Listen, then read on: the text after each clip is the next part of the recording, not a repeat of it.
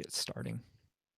There it goes. All right, guys, we want to welcome you back to the Make or Break show. We're hanging out with Brett Burdick today, calling in from Knoxville, Tennessee, inventor extraordinaire. What is your title that when you tell people what you do? How do you I describe it? always struggle with that. People say, "What do you do?" And it's usually a lot of ums and ahs. And I just say I'm a design engineer. I'm actually a electrical engineer by education, Oh, cool. but I've been doing a kind of, I guess, self-taught in the design world. So I've been doing it for probably over 20 years. So Gotcha. So we'll definitely get into Hedgehog and everything, but is that your main thing, or is it like a side project in no, between? it's become my main thing. I've got Okay. kind of a couple other side businesses and that are more sustaining. I've been doing product design consulting work, Okay. and since I've really in the last year I've been focusing more on the Hedgehog. So I'd say it's my main gig.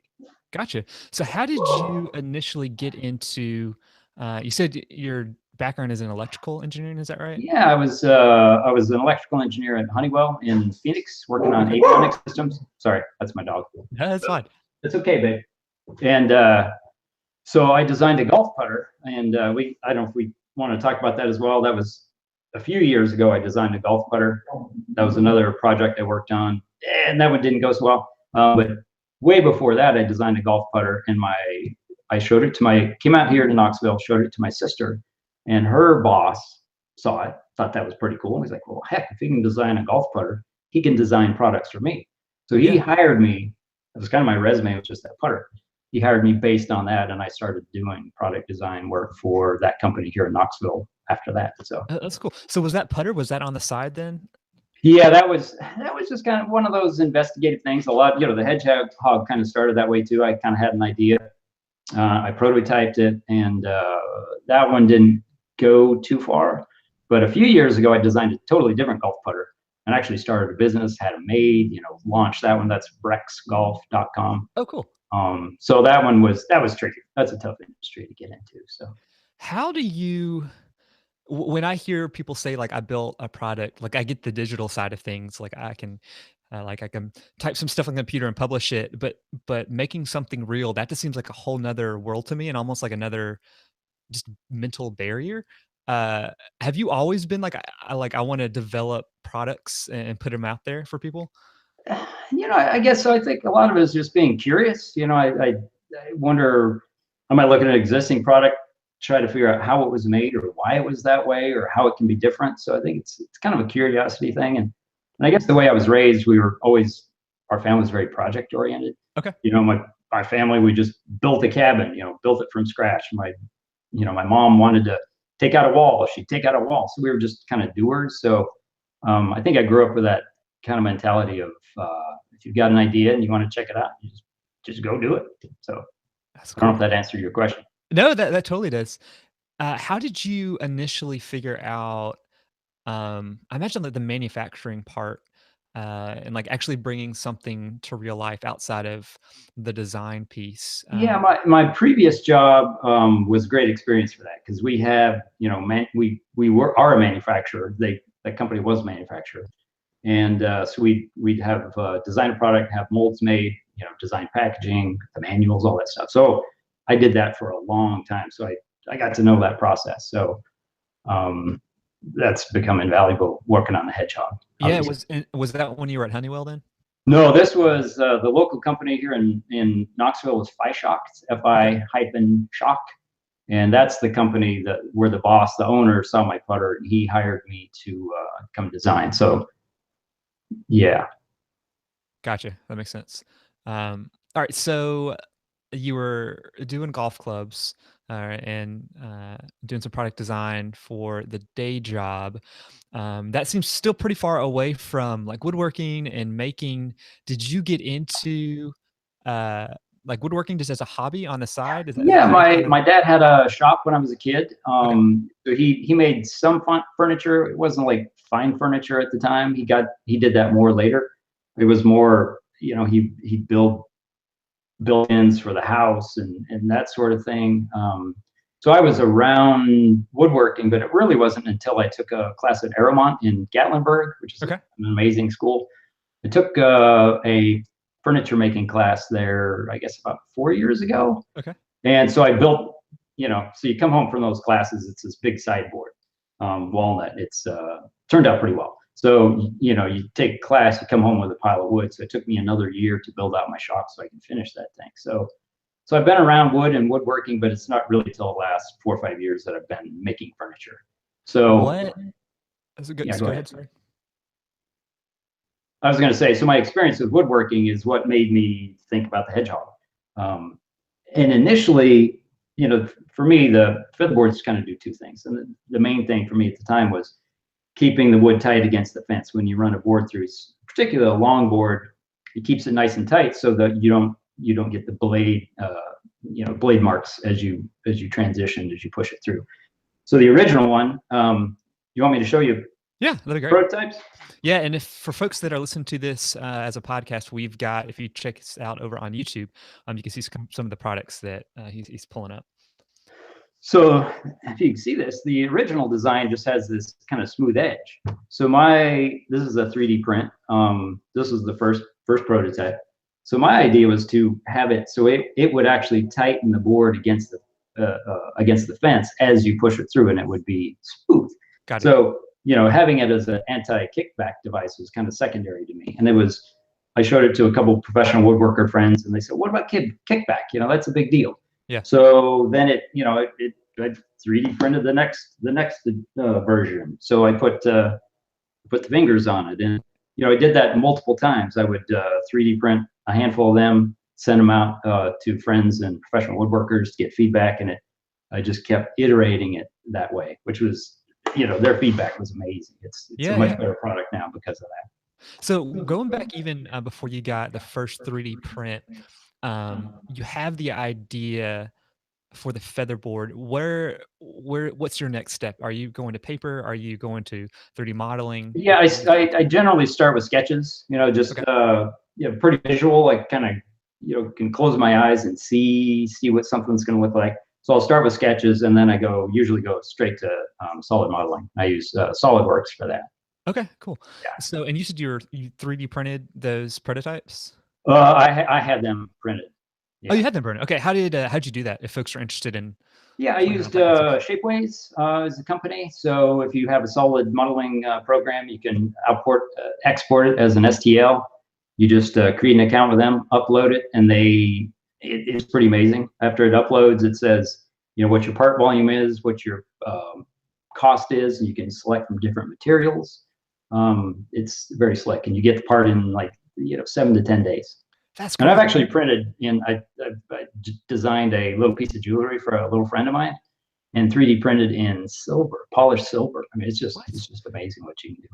That is nuts. Yeah, because I was imagining, because I feel like I saw one of your prototypes, and you mentioned it's 3D printed, and I was waiting for you to show like your Ultimaker 3 or something, like hanging out in the back, and that's really cool. I never even. Yeah, I wish you were looking at a whole bunch of really awesome equipment.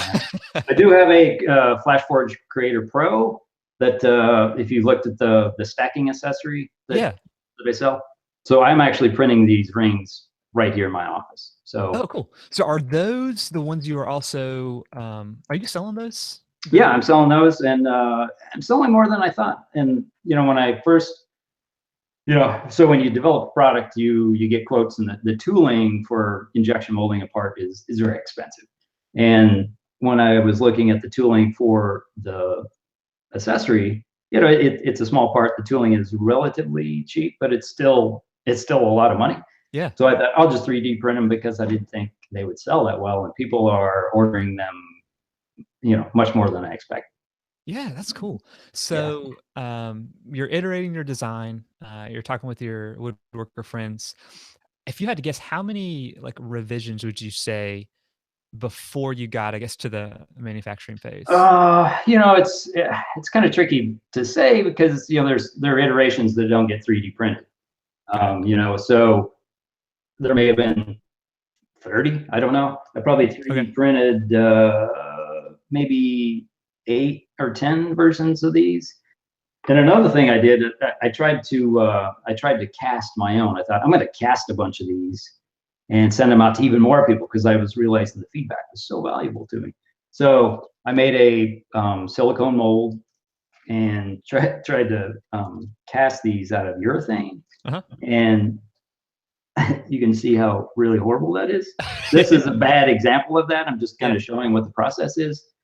So I tried to cast many of these, and none of them were ever usable. So I abandoned that, just 3D printed more. I was wasting so much time.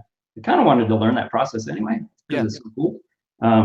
But that was such a complex part. There's a lot of trapped air, and that was a challenge. So I probably 3D printed, maybe 8 or 10, and maybe multiple copies of those to get them out to testers. So Gotcha.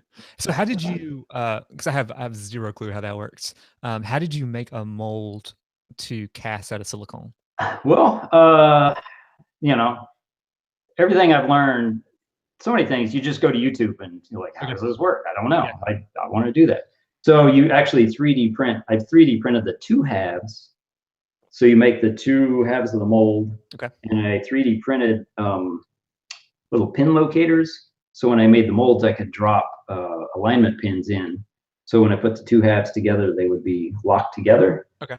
And then you have to mold in air ports and the sprues where you pour in the urethane. It's a 2-part cast. So you pour it together, you mix it up. You have to actually put it in a vacuum chamber to pull out the air bubbles and pour it in and vacuum it again. And it's, I don't know that much about it because it didn't work. If I had a simpler part, I think they would look pretty awesome. So. Yeah. So is the actual material that like forms the cast, that's urethane too? Is that right? I think it was, that was like a year and a half ago I was working on that. I think it's a silicone it's a 2-part silicone mold, and then it's a 2-part urethane material. And there's lots of different materials, just gotcha. 3D printing material or plastics. There's lots of varieties. Yeah. I was watching some video and someone was like making a mold just with concrete and like pouring.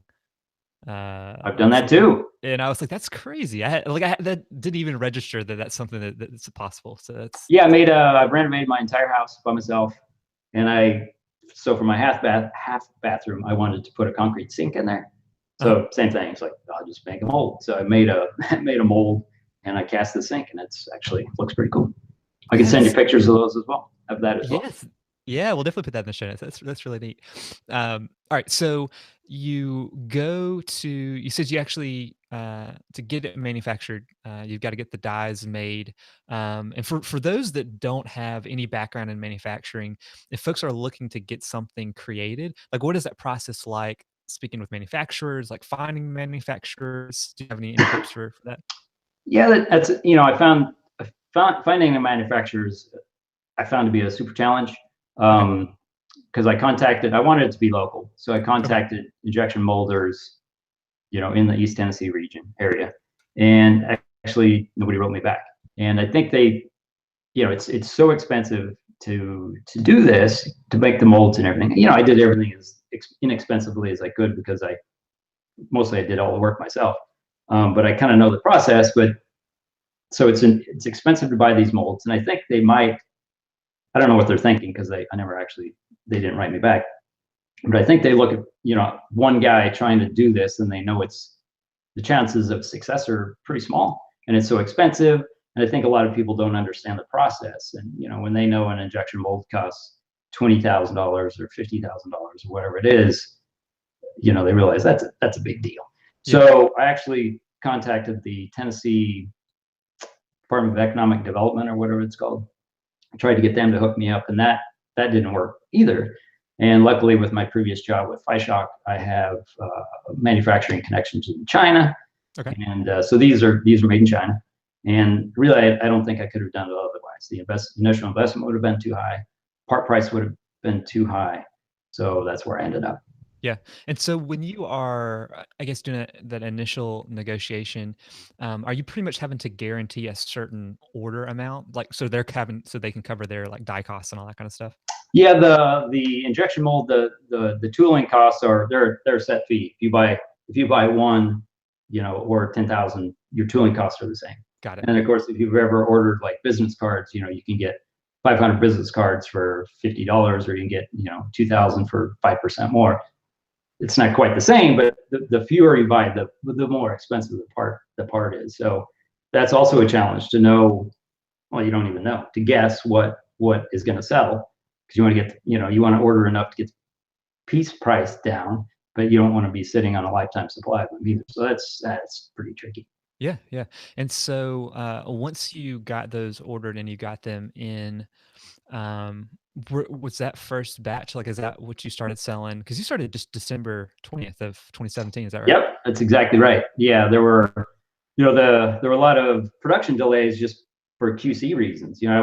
I knew that these things needed to be absolutely, almost perfect, Yeah. because I wasn't going to get a second chance in the marketplace.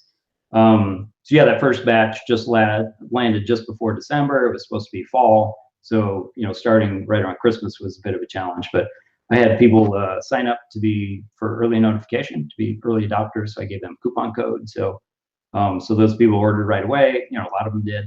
And I met you through Instagram, and Instagram's just been amazing. It really is an incredible woodworking community, Yeah, yeah. and people have been supportive and saying wonderful things. And when they buy them, they post pictures and they say how cool it is, and it's been invaluable. Yeah. I first saw, I think it was Tyson Moore. Yep, He had a video about it, and then I saw just recently you mentioned, I think Johnny Brook had it in one of his build videos, yep, which he is did. really cool.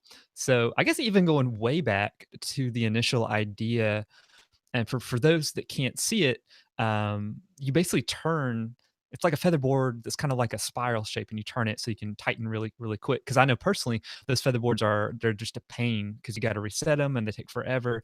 So where did the idea just initially come from? Was it just out of your own frustration? Yeah, I think so. I think featherboards are a good idea, and I totally agree. And that's everybody says the same thing, that they're a pain to use, because they're with the two knobs. They're slow. You got to hold the board and slide it over and tighten two knobs, and they're just tricky. So yeah, I think it was out of my frustration. And I can't think of the moment of the birth of the idea in my head, but yeah, I just think they're cumbersome. Yeah. When did the hedgehog name enter? Oh, that was good. The working name was the Nautilus. Yeah, yeah. Okay. For kind of obvious reasons. So Yeah.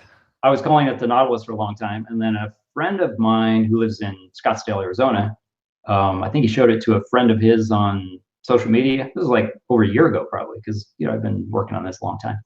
And he jokingly said that it looked like a hedgehog, and I thought, oh, that's cute. And so it stuck in my head.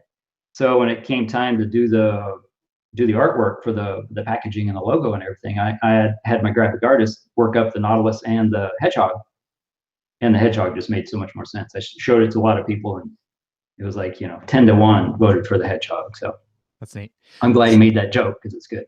Yeah, yeah, it's real cool. It's definitely catchy, and you definitely remember Hedgehog. Yeah. It's neat. So, once you got your first shipment in, you mentioned you'd already been doing some pre-sale work and some groundswell work. You're selling pretty much through Amazon, is that right? Yeah, and for my website, Amazon on my website, Amazon's doing pretty well. It's catching on. People love the free shipping and the click and you're done. Yeah. So that's cool. I have been approached by retailers, Okay. so I'm talking to a couple of those guys right now. So that's exciting. Yeah. So was retail, was that initially kind of where you wanted to be at, or You mean was brick Amazon and still, mortar kind of retail? You mean? yeah, like the yeah, brick and mortar retail. Yeah. Yeah, I didn't know. I knew online is nice. It's handy. It's accessible to people. But I know, if you look at the demographics of woodworkers, like if you look at magazines, they'll give you kind of media kits, and it shows you who their readership is. Yeah. And there are a lot of middle-aged guys who are probably not on social media. They're not on Amazon too much, and they're not going to see this thing. So I think brick and mortar retail, I think makes a lot of sense. That's cool. Yeah. So, that first round, it looks like it had sold out fairly quickly. Is that right?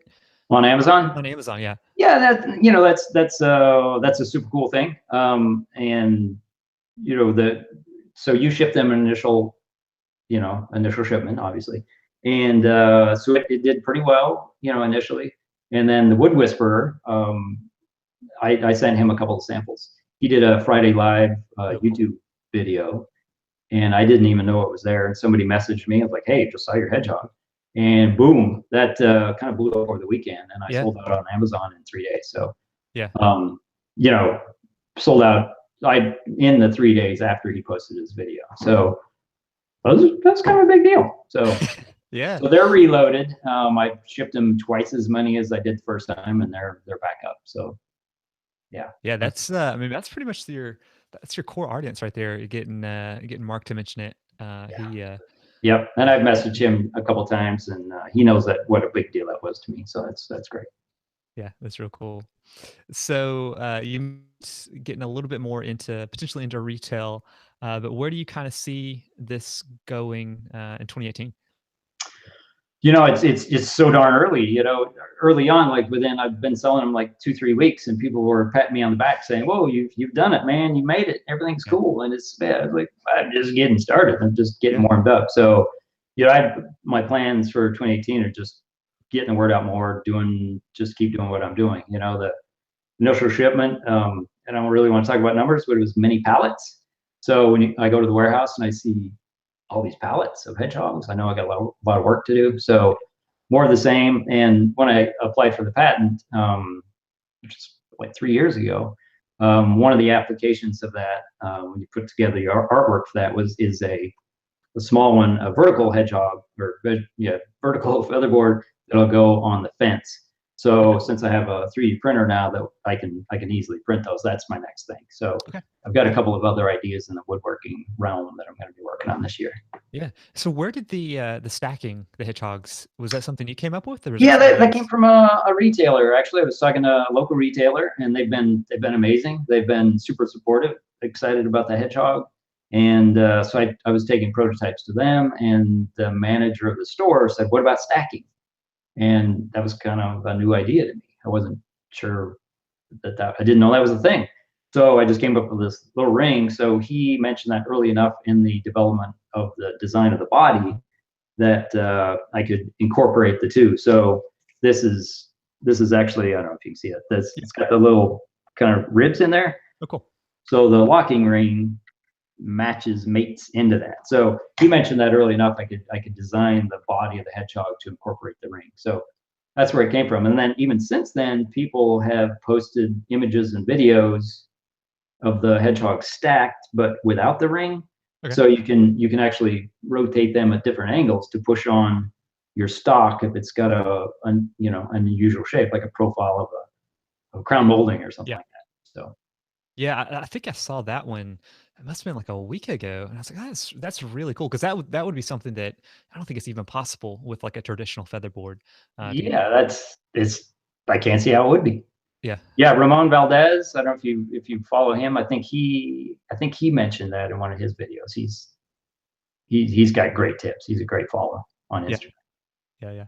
That's neat. Well, so you mentioned just more different ideas along this line of holding pieces, but do you see like future products even outside of just kind of the hedgehog type? Like, Yeah, I've got a dust collector idea that I think can be okay, pretty cool. So it's branding wise, I'm not sure. I don't know what I'm going to do with that. About how I'll work that. But yeah, it's so I'm going to prototype that as well. And now that I have a wood shop, but I can make stuff too. So yeah, that's yeah. cool. For people that hear what you've done, or maybe for people that are interested in creating like a product or putting something out there, what what do you think they're gonna miss going into it? Like, what's something that you are, it's like the biggest misconception about like having an idea and bringing it to market? Boy, we could probably talk about that a while. I don't know the exact answer. I think you hear a lot of people say they'll hear about a new product and they're like, "Man, I had that idea 2 years ago." But really the idea is that can be the easiest part of the whole deal, because it is such a tremendous amount of work to bring something to market. I'd say the biggest thing that they might miss is how expensive it is. I don't want to keep harping on that, but when people learn that the tooling might be tens of thousands of dollars, and your initial purchase is tens of thousands, whatever the numbers are, I think people don't realize how incredibly expensive things are. Yeah. people are generally shocked when I tell them, what it takes to get this stuff going. Yeah, yeah. Well, man, well, I appreciate your time and chatting with me. And we're gonna have some 3D renders and some more this kind of process pictures for you guys in the show notes, and then also over on YouTube if you want to check that out. But it's so cool just to see like how a product is made. That something that a lot of us would use every single day and save our fingers and make our projects even better. So.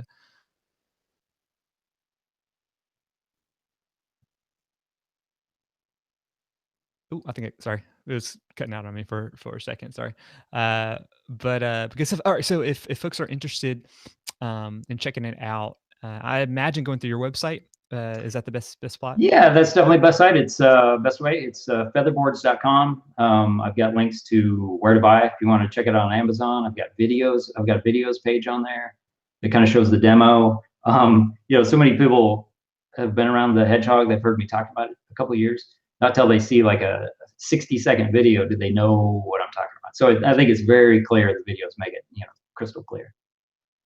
Gotcha. As far as the stuff that you're doing, is it all under kind of the Hedgehog, brand and account as far maybe on Instagram and that kind of stuff? Yeah, I picked the name, the URL Featherboards because it was available on everything. So Oh, okay, I'm cool. I'm at Featherboards on Instagram, Twitter, Facebook, and my website. So it's all Featherboards Gotcha. all the Well, time. well, thank you so much. It was a blast chatting with you Yeah, thank you, and Brandon. Enjoyed it. learn about the process. Yep.